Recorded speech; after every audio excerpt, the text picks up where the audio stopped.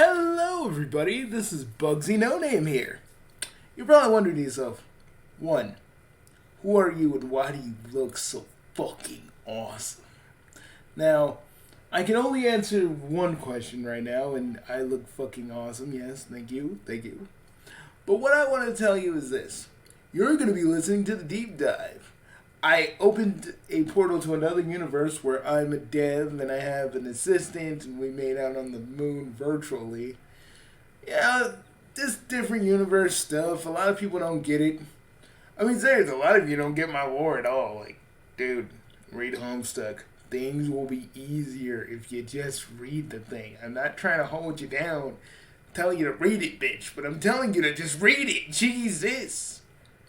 But not the point. This has nothing to do with Homestuck lore. Well, not right now anyway. But, folks, friends, chaos men, and chaos ladies, lend me your ears. For like almost like an hour, you're gonna have a swell time. And since the deep dive is very audio based and you're basically going to just be listening, so there's not like a lot of stuff, you can just, you can study, you can watch, you can study, you can like clean up, just have it in the background, just listen to it. Because a lot of my shit's audio based, so, just take a minute, listen. If you like it, give me a like. If you really want to see more, just look at the just subscribe if you feel so inclined. I ain't trying to force you now. You can do whatever the fuck you want. I'm not trying to sit here and tell you to fucking subscribe, but if you want to do it, you can. It's an option. You don't have to do it if you don't want to.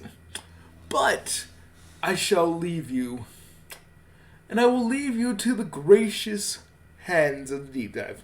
And remember, the Deep Dive is a multiversal, an omniversal podcast talking about a myriad of topics. And if you don't like that, literally, I don't even know why you're here. If you just stumbled on this video by chance, well, hey man, if you don't know what's going on, I can't really tell you too much. If you don't get it, I can't really help you there. But I will leave you into the capable hands of the Deep Dive. Okay, I should have put it. I'm probably putting a transition here post edit. So, ooh, witch titties. I'll see.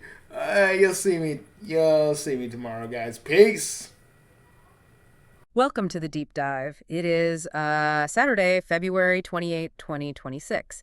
And look, if you have been paying any attention at all to the digital landscape lately, you already know today is just a massive day in online history. Oh, absolutely monumental. Right. We are looking at a phenomenon today that has, frankly, broken every single established rule of modern game design. It completely destroyed the concept of the dopamine loop. And somehow, in the process, it has practically cured a measurable slice of global loneliness while generating hundreds of millions of dollars. Which no one saw coming. No one. We are, of course, talking about Interworld. Yes. And to prepare for this deep dive, we didn't just read the articles. Both of us actually spent extensive time inside Interworld, experiencing the updates, the culture, the absolute madness firsthand. I practically lived in there this past week. Same. So we're going to use our own in-world research trips to guide you through this massive stack of source materials. The mega forum threads, the developer update logs, and the transcripts from the live event that literally just happened today. Our mission for this deep dive is to really figure out the anatomy of this thing. Because here's the paradox we need to understand. How does a platform with explicitly no grind, no quests, no battle pass, and absolutely no pressure to buy the next expansion pack succeed exactly where every other heavily funded billion-dollar corporate metaverse concept completely fell flat? Okay, let's unpack this from the very beginning, because the contrast is staggering the moment you actually experience it. I mean, you know what it's like when you boot up a new game now. Yeah, you get hit with 5 menus. Exactly. You get a tutorial yelling at you to shoot a target, a pop-up begging you to buy premium currency, a daily login reward tracker. But when you log into Interworld for the first time, you spawn into this incredibly bright, sun-drenched plaza overlooking a vast ocean. It's gorgeous. It really is. The ambient audio is just waves and this distant, relaxed chatter.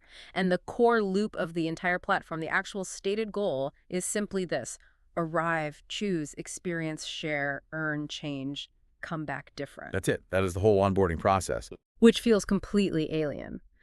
Looking back at the Phase 1 launch threads, the immediate reaction from the community was almost this collective exhale. People were just saying, no quests, just vibes. But I have to push back here, because usually just vibes doesn't sustain a multi-million-dollar server architecture. How did people actually spend their time without objectives? Well, they immediately began nesting. Nesting. Yeah, nesting. When you remove the pressure to perform a task, human beings naturally default to creative expression and organizing their immediate environment.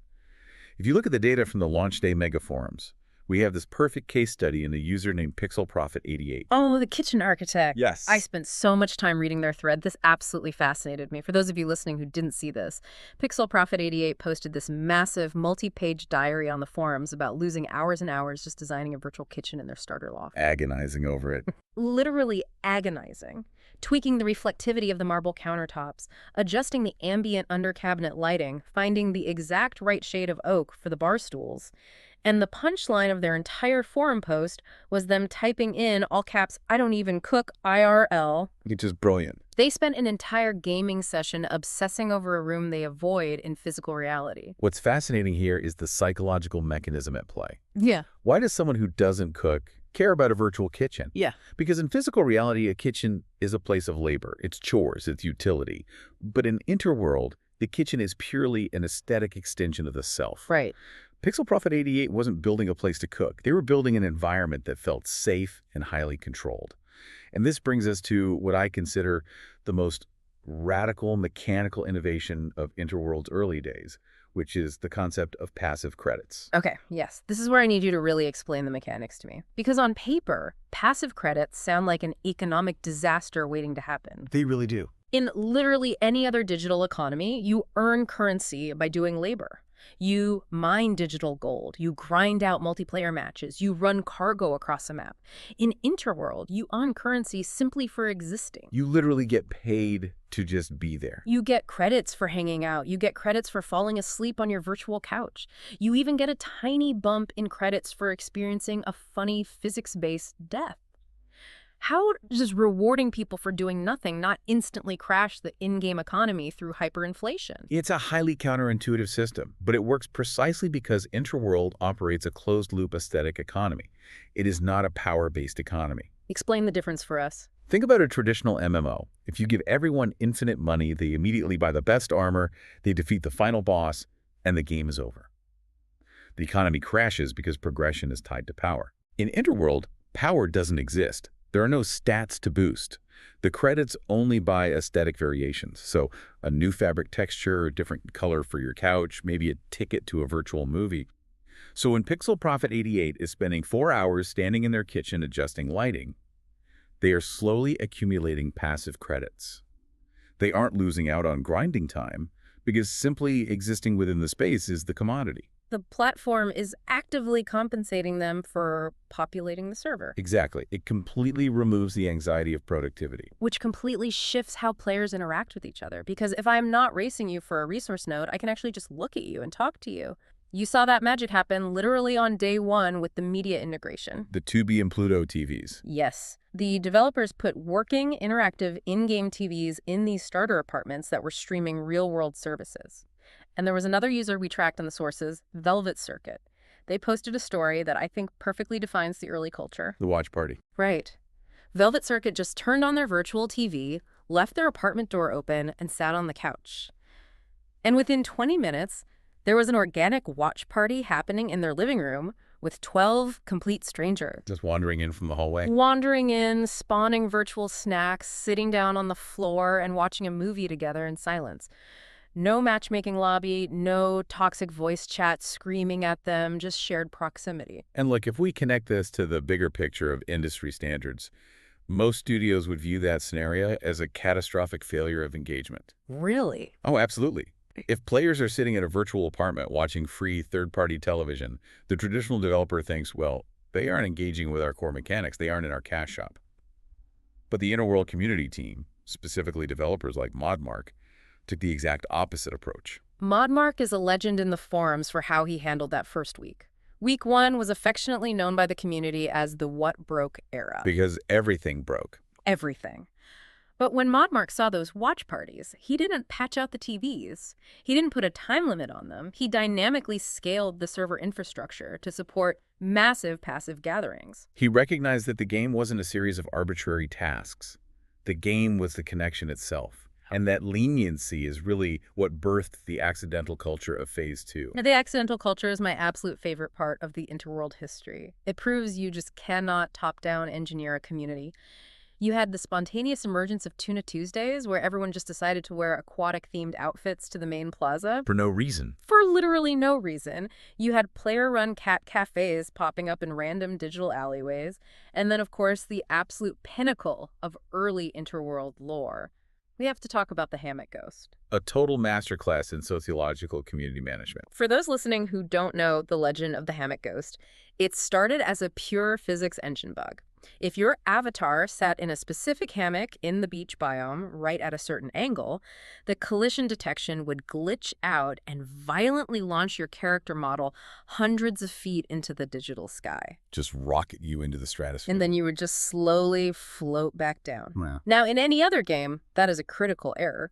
The developers would take the servers offline at 3 in the morning to hotfix it and post a long apology on Twitter. But Modmark and the team didn't touch it. They didn't sanitize the experience. They let the community discover it, laugh about it, and then mythologize it.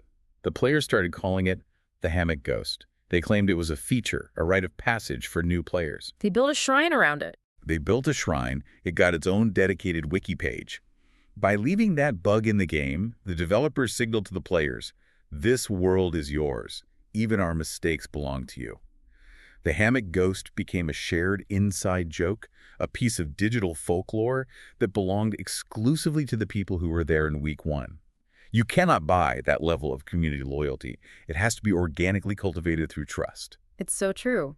But right as everyone is getting incredibly comfortable visiting shrines, hanging out in cat cafes, watching movies, the developers dropped the Phase 2 update, which introduces the FPS arenas. The shooters. The shooters. I remember reading the update log and experiencing genuine whiplash. I was thinking, wait, shooters? In my chill, non-toxic plaza, are they actively trying to ruin the vibe they just built?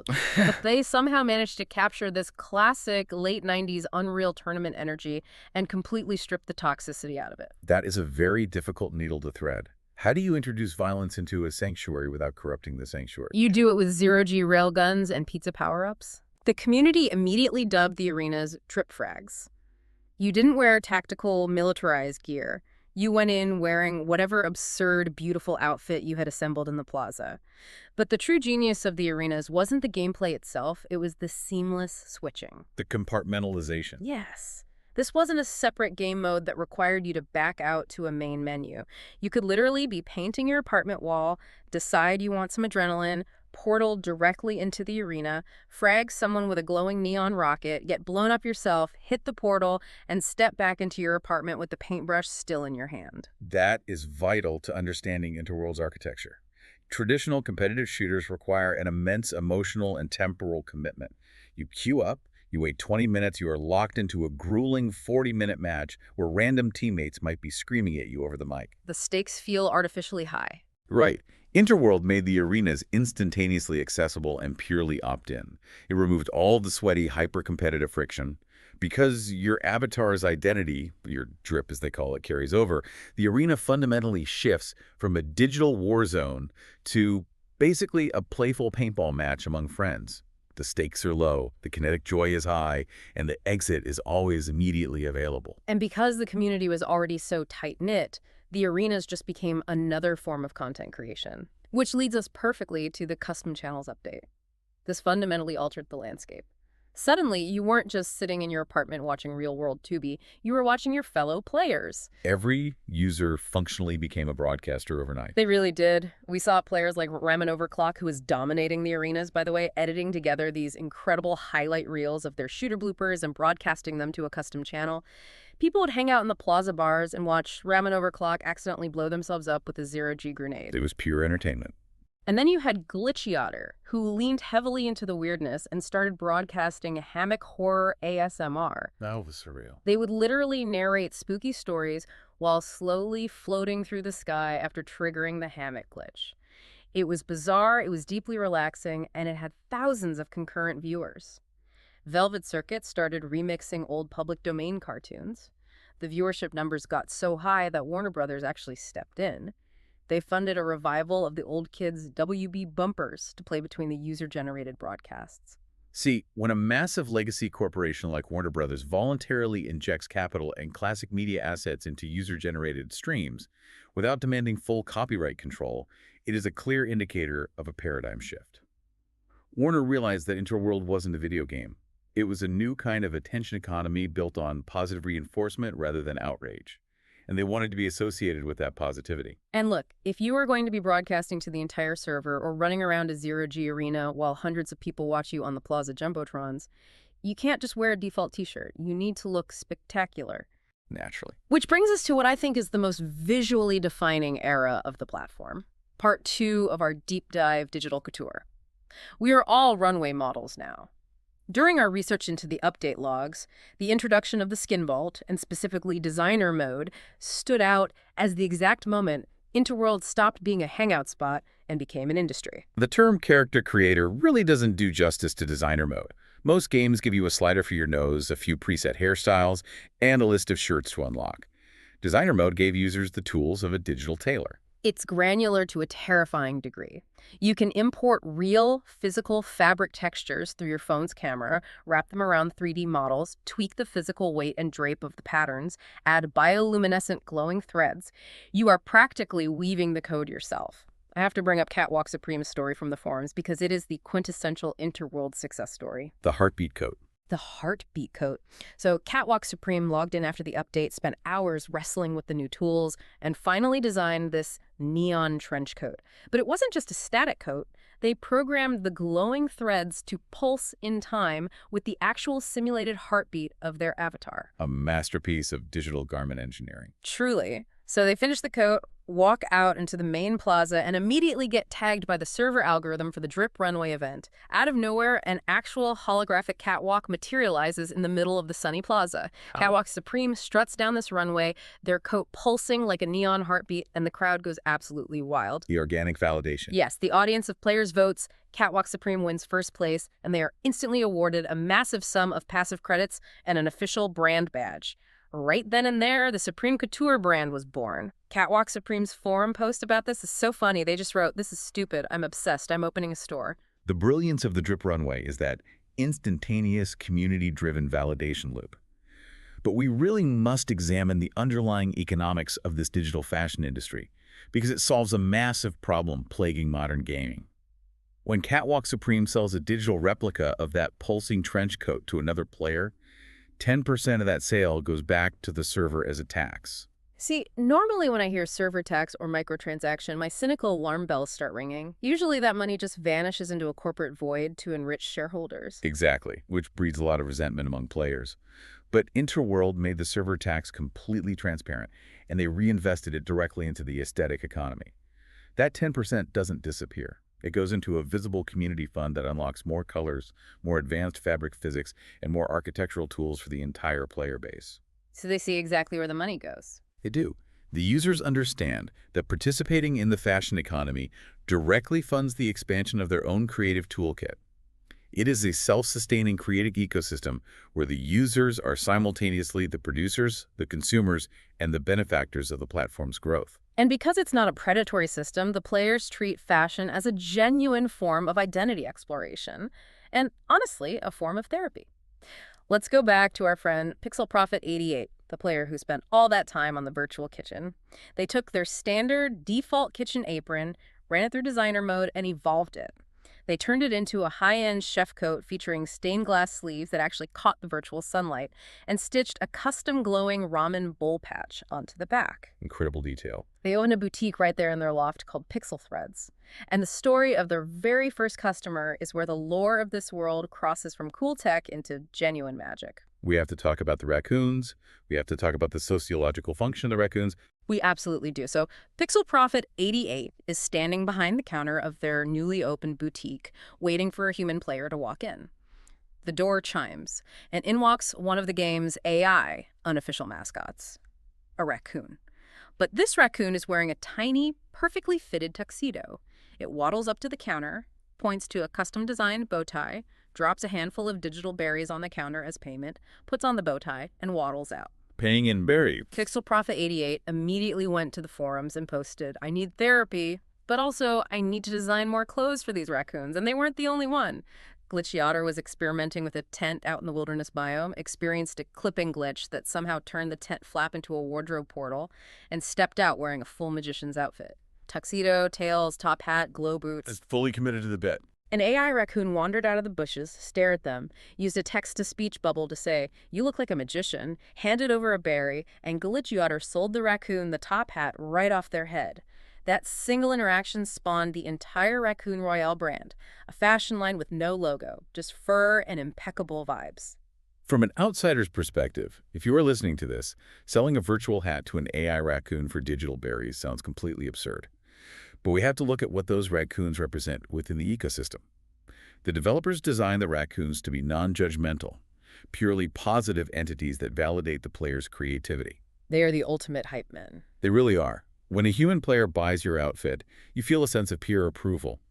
But when an AI raccoon, programmed with these quirky, innocent behaviors, interacts with your creation and pays you in literal berries, it bypasses the adult, cynical brain. It taps directly into a very pure, childlike sense of wonder. In a digital world often defined by harassment and toxic interactions, the raccoons provide an unconditionally safe, charming baseline of interaction. They act as an icebreaker for human connection, too, because the players take that sense of wonder and apply it to how they interact with each other. Look at Ramen Overclock's design, the boomer shooter Chino. Ramen Overclock designed these camouflage pants specifically for the zero-G arenas.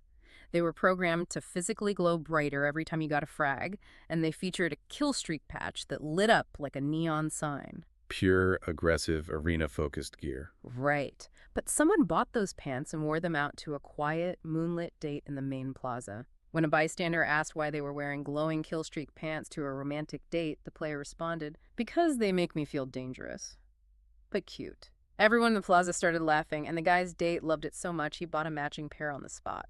Dangerous but cute. That single phrase perfectly encapsulates the psychology of the digital avatar. Why do we dress up in these digital spaces? We use these skins to project an idealized, highly expressive version of our internal state.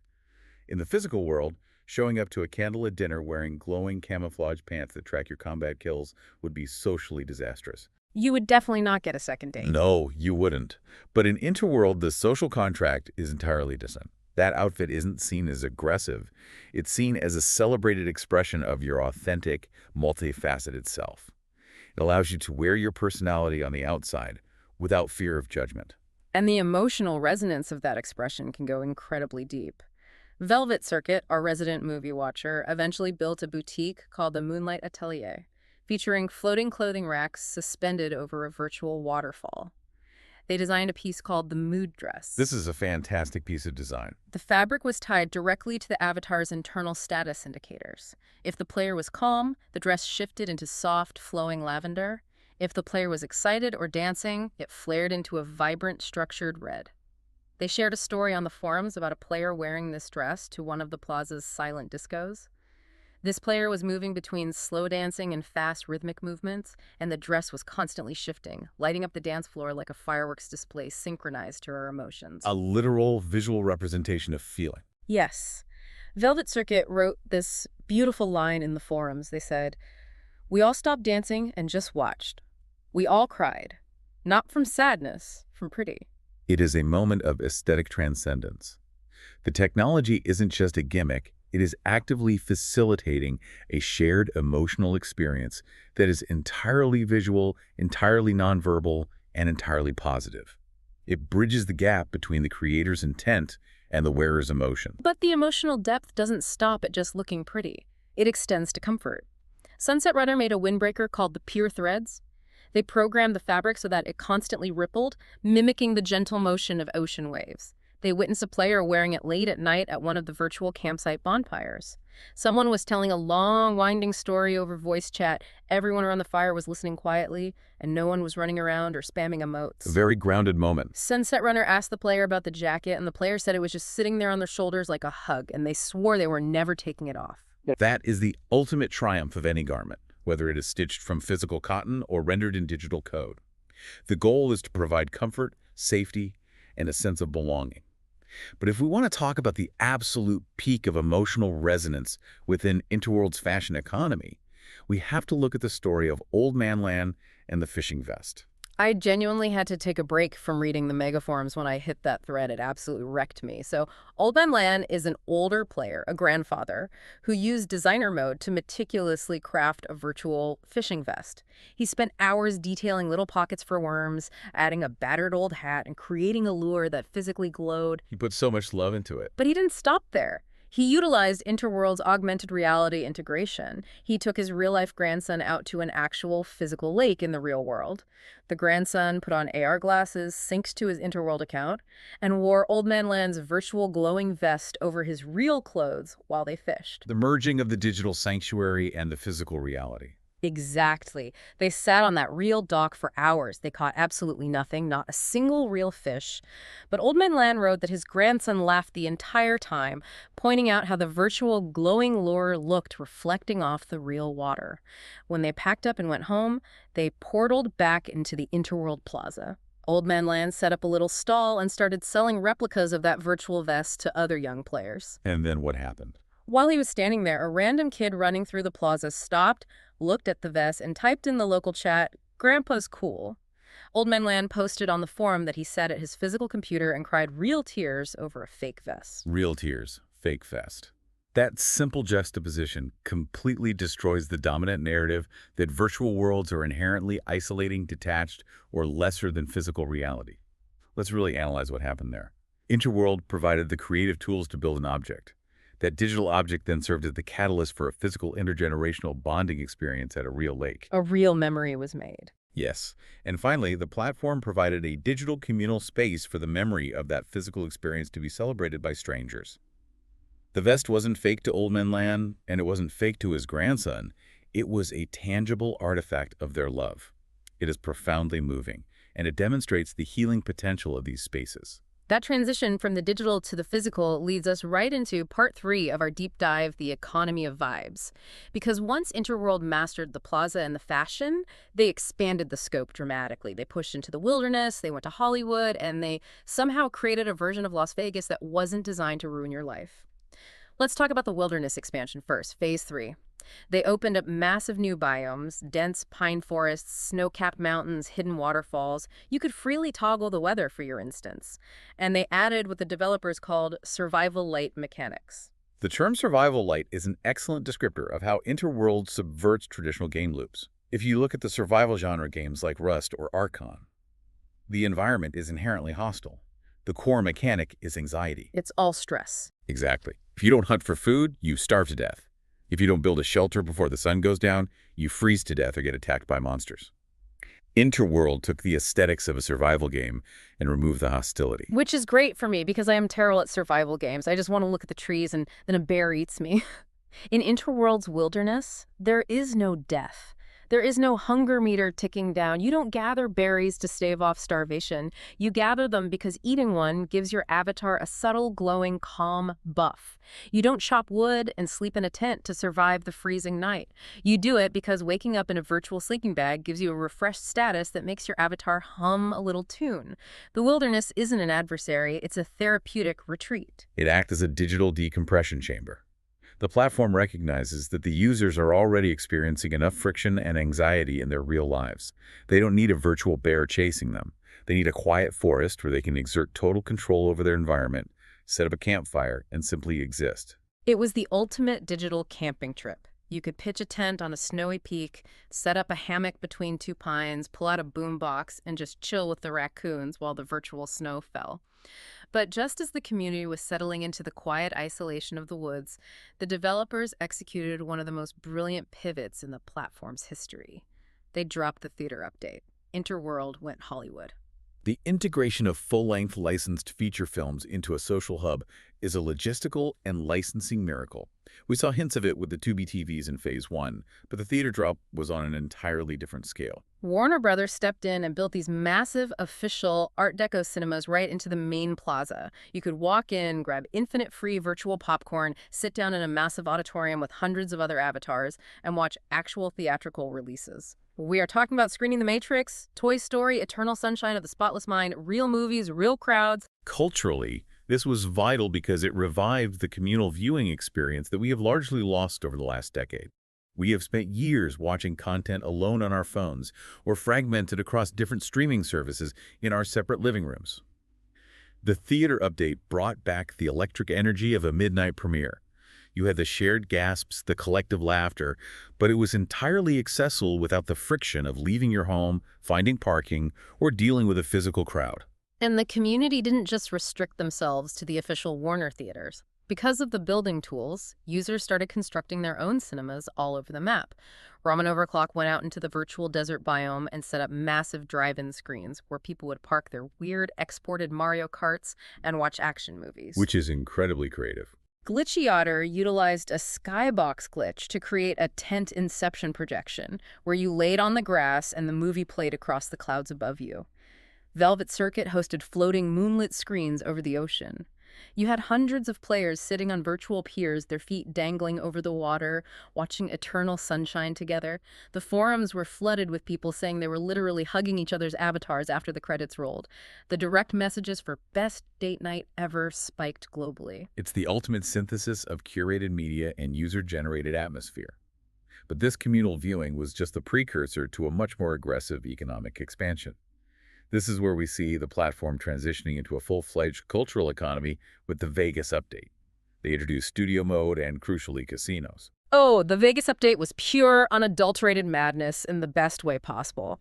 With studio mode, players were just watching movies, they were making them.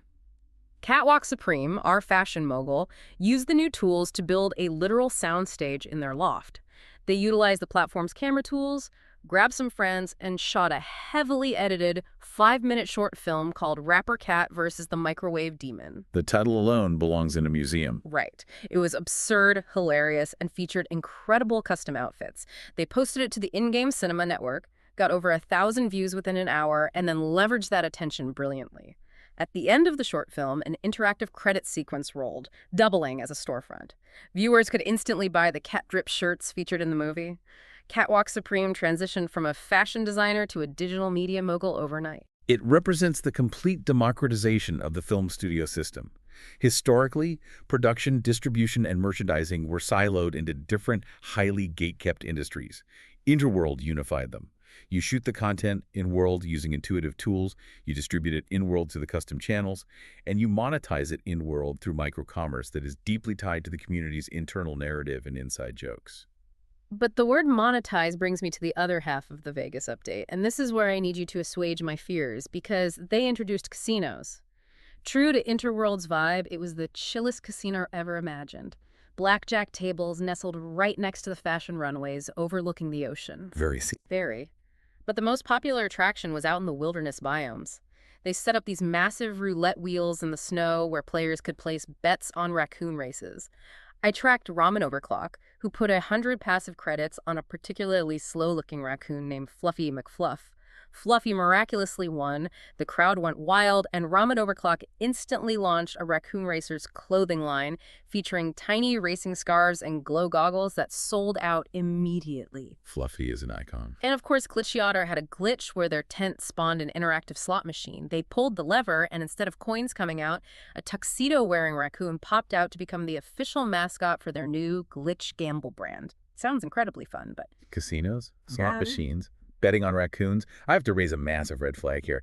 How on earth did a platform that is actively celebrated as a healthy, kid-safe sanctuary introduce gambling without creating a predatory, addiction-fueled nightmare? It is a critical question. And the answer lies in the rigorous ethical boundaries the developers hard-coded into the economy. If we connect this to the staggering economic reality, in the month of February alone, this economy of vibes generated $12.8 million in real-world revenue. That is a staggering number. It is. That revenue came from Warner's revenue share, ad splits from the Tubi and Pluto integrations, and user tips. But here is the vital distinction regarding the casinos. The entire ecosystem remains walled off from predatory mechanics. First, they strictly age-gated the casino spaces. But more importantly, the only currency allowed in the casino is passive credits. Meaning you can't buy your way out of a loss. Exactly. There is absolutely no real money transaction pathway into the casino. You cannot link your physical credit card or your Apple Pay to buy a spin at the raccoon roulette wheel. The system explicitly forbids converting real-world fiat currency into gambling tokens. You are strictly wagering the passive credits you earned simply by existing on the server, the credits you got for falling asleep in your virtual hammock or watching a movie. So if I go to the blackjack table and lose 50 credits on a bad hand, I'm not actually losing my rent money. I just wander over to the runway, watch Catwalk Supreme's new fashion show for 20 minutes, and I earn those 50 credits back just by being an audience member. Precisely. They captured the neon thrill, the kinetic excitement, and the communal energy of a Las Vegas casino floor, but completely neutralized the financial ruin and the psychological toxicity associated with traditional real-world gambling. It is all upside. The thrill is present, but the danger is simulated. That is genuinely brilliant. And speaking of neutralizing toxicity, we have to move to part 4 of our deep dive, the anti-dystopian metaverse. Because for the last 2 decades, pop culture has beaten us over the head with what a metaverse is supposed to look like. We all read the books, we all watched Ready Player One. We expected a hyper-corporate, grim, dark dystopia where you have to fight for your digital life, slaving away for corporate overlords in a virtual world while the physical world outside burns to ash. A very bleak outlook. Interworld took that exact concept and gave us the Skin Vault instead. It was Ready Player One, but actually fun and entirely devoid of the dystopian dread. The scale of the intellectual property partnerships that Interworld managed to secure for the Skin Vault is unprecedented in the history of copyright law. We are talking about Nintendo, Sony, Warner Brothers, Capcom, id Software, historically fiercely protective, litigious companies, all freely intermingling their most prized assets in the exact same digital space. And the combinations the players created were pure, joyful chaos. I followed Pixel Prophet 88 during this update. They were running around their virtual loft in full Legend of Zelda gear, the green tunic, the glowing master sword strapped to their back, cooking ramen in their kitchen, while an AI raccoon wearing a tiny toad mushroom hat begged for heart containers. It was absurd. A copyright lawyer's nightmare. You had players dropping into the casino where an avatar dressed as Master Chief from Halo is playing a tense game of blackjack, and the dealer is a raccoon wearing a sheet to look like a Pac-Man ghost. Ramen Overclock was dominating the Zero-G arenas dressed as Master Chief, and Fragda player dressed as Kratos from God of War. The Kratos player instantly respawned, swapped their skin to Deadpool, yelled "Miss Me" across the voice chat, and then they teamed up to take down a squad of Batman avatars. What is crucial to analyze here is the profound emotional and cultural tone shift. In traditional science fiction tropes, this level of corporate IP blending is usually portrayed as the ultimate dystopian nightmare. It is usually framed as a world where you own nothing, you are a product, and monolithic corporations dictate your very identity. Interworld completely subverted that anxiety. Because the players are in control. Exactly. There is no corporate dread here. The corporations aren't dictating the play, they merely provided the paint. The users are remixing the IP for their own joy on their own terms. Velvet Circuit's story from the forums proves exactly that subversion. Because what did they do when they got all these IP skins? They hosted a screening of the actual Ready Player One movie on their floating moonlit theater over the ocean. Velvet Circuit layered their custom mood dress with Lilu's orange suspenders from The Fifth Element and Elsa's braid from Frozen. Everyone showed up to the theater in these massive franchise avatars, Parzival, Art Threemus. You even had people parking the massive orange monster trucks outside the theater. The irony is rich. But Velvet Circuit noted in their forum post that the vibe inside Interworld was fundamentally better than the movie they were watching on the screen. Because the context was different. Exactly. There was no corporate war happening outside the virtual theater. No one was fighting to stop an evil CEO from monopolizing the servers. It was just people hanging out, kissing under the virtual stars in their ridiculous expensive skins. Velvet Circuit talked about this one couple sitting on the edge of the pier. One was dressed as Iron Man, the other as Black Widow. They were slow dancing in the moonlight while the movie played in the background, crying real tears of joy through their superhero helmets.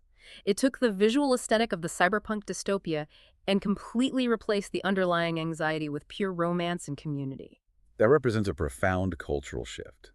They took the heavy, cynical, hyper-capitalist baggage of the metaverse iconography and stripped it clean, leaving only the tools for connection. So, as a massive fan of gaming history, I have to ask you, how did they actually do this?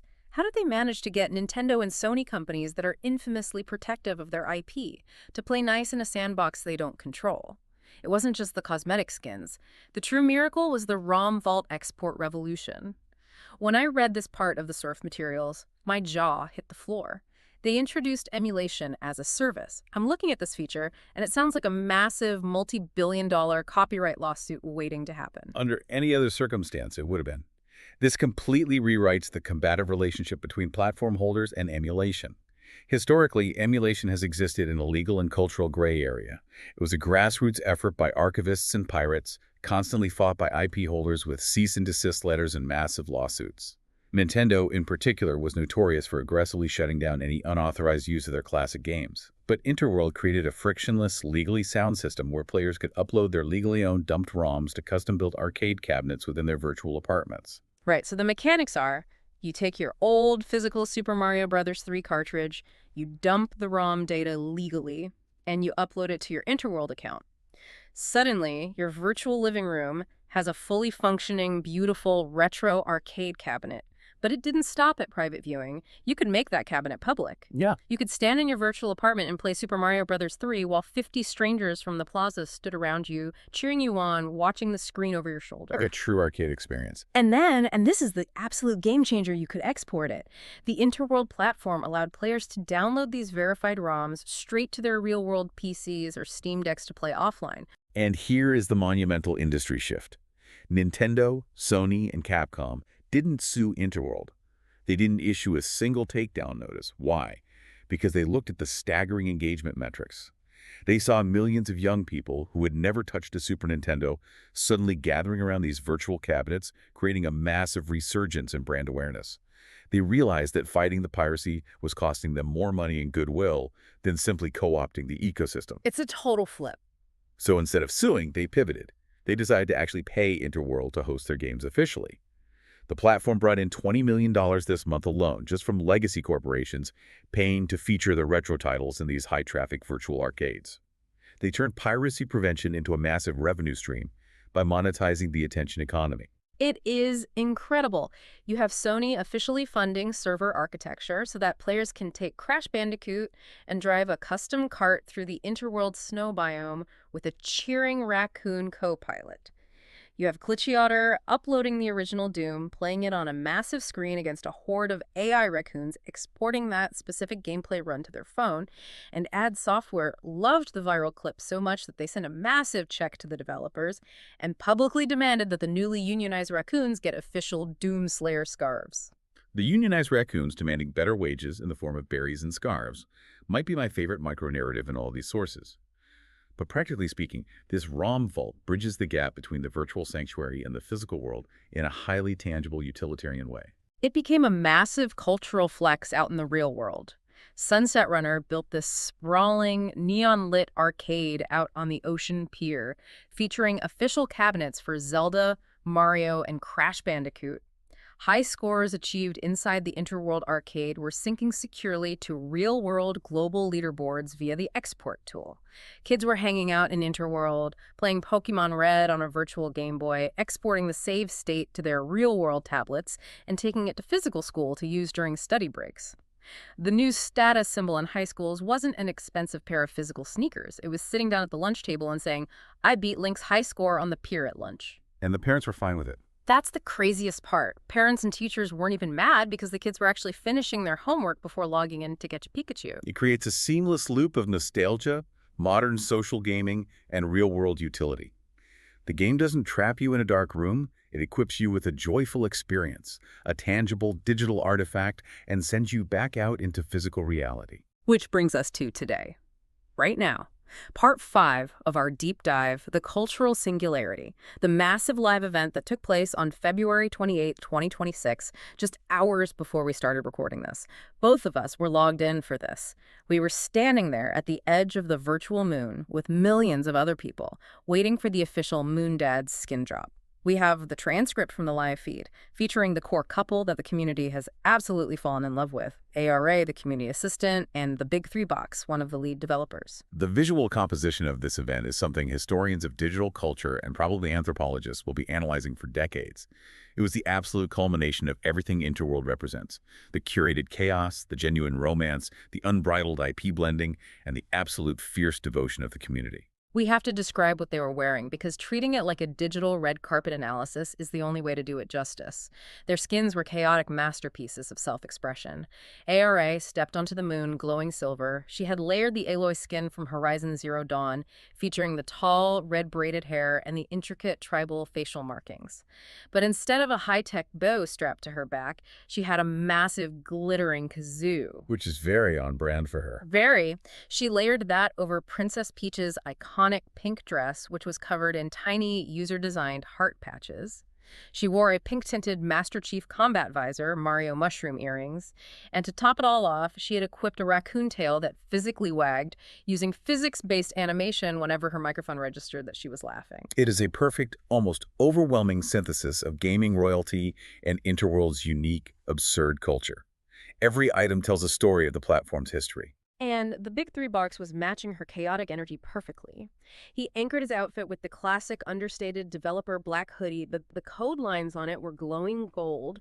He layered that under Mario's denim overalls. But on his Mario hat, instead of the M, he had a custom Jimmy Poo logo stitched onto the front. He wore Sephiroth's massive one-winged black leather coat from Final Fantasy, Kratos' heavy combat boots with a delicate Princess Peach bow tied on the laces, a glowing Link Master sword that used a kazoo for a hilt, and Parsifal goggles from Ready Player One that literally flashed the words Moon Dads in neon every time his avatar blinked. It was glorious. As Ari noted in the live transcript, looking at him was like, if Ready Player One had intensive therapy, and deep love, and incredibly bad dad jokes. The vibe of the Moon Dads event was the emotional core of the platform laid completely bare for millions of people to see. While millions of avatars were cheering in the plaza far below on the virtual Earth, throwing digital confetti alongside hordes of celebrating raccoons, it was the genuine, palpable romance between ARA and the Big Three Box that anchored the spectacle. It wasn't a corporate marketing stunt. It was a deeply personal moment shared with a community that felt like extended family. The transcript notes this beautiful, real sync moment. They were standing on the edge of the moon, looking down at the Earth. Their physical phones buzzed in the real world. The Big Three Box texted her IRL, still hot, and ARA instantly replied, always. They kissed on the edge of the moon, their chaotic skins glowing against the dark sky. Millions of pink and gold raccoon-shaped heart emotes floated up from the plaza into the digital stratosphere. They signed official Moon Dads merch for the crowd, acting like actual celebrities, and then portaled to their private, password-protected digital cabin and locked it down for an 80-hour mode. No one gets in. Just them, offline to the world, online to each other. It was a perfectly executed, emotionally resonant event. But of course, a cultural singularity in a space like Interworld wouldn't be complete without the ultimate, uncontrollable wild card introducing an element of pure chaos. Jimmy Poo. We cannot talk about Interworld without talking about the legend of Jimmy Poo. The immune system of the community, Jimmy Poo. Exactly. Right in the middle of this beautiful, romantic, highly anticipated corporate event, Jimmy Poo crashes the server. He circumvented the VIP lock, appeared directly on the moon's surface dressed as Deadpool, wearing a poorly fitted Princess Peach dress, and started screaming at the top of his lungs over the proximity chat about being a third wheel to their romance. And he didn't just crash it visually. He initiated a complete server-wide musical takeover. The funk of the Moon Dads. Yes. Jimmy Poo dropped an audio file that hit the plaza speakers like a glitchy, funk-infused meteor. The mega forums exploded instantly. The transcript describes how for about 3 seconds, all 2 million people logged in completely froze, trying to process what was happening. And then the entire plaza just surrendered to it and started bobbing to the beat. The AI raccoons were swaying in unison. The roulette wheels down in the snow biomes literally started spinning to the rhythm of the bass line.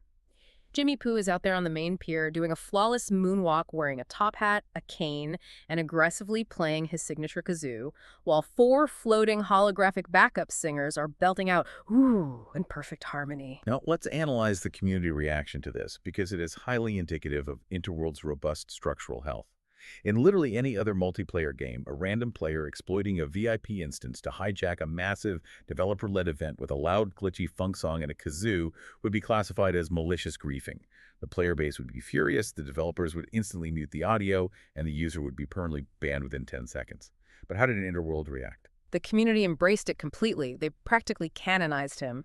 Catwalk Supreme immediately took to the forums and declared it the platform's new national anthem, calling the track dripping in funk. Ramen Overclock bypassed the event entirely, sprinted straight to the digital shop, bought a vibrating, glowing kazoo, and promised the server they would play it in their tent on a loop later that night. Velvet Circuit, who usually prefers calm aesthetics, admitted on the forums that Jimmy Poo's kazoo solo functionally roasted their soul, but decided they loved him anyway. Pixel Prophet 88, the kitchen architect, was so inspired that they literally remixed the funk song into a Zelda ROM, uploaded it to their arcade cabinet, and exported it, doubling their Nintendo engagement payout for the week. And we absolutely cannot forget Old Man Lamb, who posted a deeply philosophical thread pondering if Jimmy Poo might actually be the guy who kissed his mom at a roller rink back in 1982. At least he didn't ghost. That line in the forums absolutely killed me. There is a profound, poetic nature to Jimmy Poo's existence within this ecosystem. He represents the uncontrollable variable. He is an agent of absolute chaos. But crucially, it is a joyous, harmless, creative chaos. A healthy community doesn't just tolerate its eccentric, disruptive figures, it elevates them. It incorporates them into the mythology. When Jimmy Poo pointed at Aray and the big 3-box on that moon, struck a pose, and blew that aggressively off-key, heroic kazoo solo, the plaza didn't report him to the moderators. They erupted in applause. As Aray beautifully noted in the closing lines of the transcript, Jimmy Poo was always there, hovering on the periphery of the culture, and now, after today, he is irrevocably ours. Which brings us to our final section, part 6 of our deep dive, the real-world ripple effect. Because everything we have talked about today, the passive credits, the fashion shows, the drive-in movies, the ROM vaults, the romance of the Moon Dads, the chaos of Jimmy Poo, it wasn't just contained to the server racks. It actively leaked out and healed the real world. We call this platform a sanctuary for a very specific reason. We really have to look at how Interworld survived the inevitable media news cycles. Whenever a digital platform becomes this culturally absorbing, the immediate knee-jerk reaction from mainstream culture is panic. We saw the headlines. Pundits started asking, is Interworld a mass addiction event in disguise? Are we losing a generation to the digital void? But the metrics completely undeniably countered the panic. When sociologists actually looked at the data, it didn't show millions of isolated addicts rotting away in dark bedrooms. The real-world metrics showed physical relationships actively improving. Kids were acing their standardized tests because they were forming massive, supportive study groups in the virtual retro arcades. People were actually picking up their physical phones and calling their moms to talk about their day after experiencing a cathartic movie screening on a virtual pier. Grandpas, like Old Man Land, were leaving their houses and taking their grandkids out fishing again in the physical world because the digital world gave them the confidence and the shared context to do so. The organic emergence of faith spaces within the platform is perhaps the most profound indicator of this healing effect. The media aggressively ask, where are the churches in this new metaverse? Where is the morality? And the community's response was simply to point at the map and say, they're everywhere.